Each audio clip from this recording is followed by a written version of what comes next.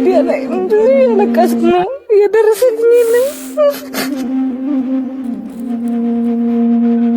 የምታዩት እንግዲህ ይሄ ኦርቶዶክስ የሚገኘው በዚህቹ በጠንካራ ምድር በኦሮሚያ ክልል ነው። እነዚህ ምእመን ህዝበ ክርስቲያን መናፍቃኖች ሊያጠፉት ድረሱልን፣ ህዝበ ክርስቲያን ድረሱልን።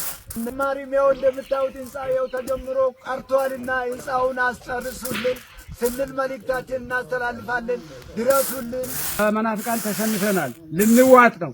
ስለዚህ ድረሱልን፣ ባካችሁ ድረሱ፣ ባካችሁ ድረሱ እና አቅማተናል ማለት ኦሮሚያ ቤተክርስቲያኖችን አበረታታ አጠንክር የሚለው ጥያቄ የናንተ ነበረ።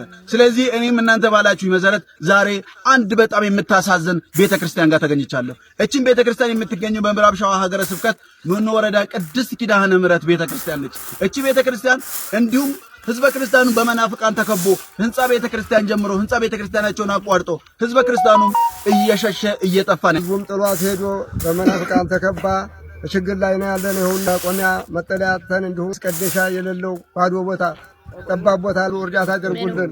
ስለ ቅድስት ኪዳነ ምሕረት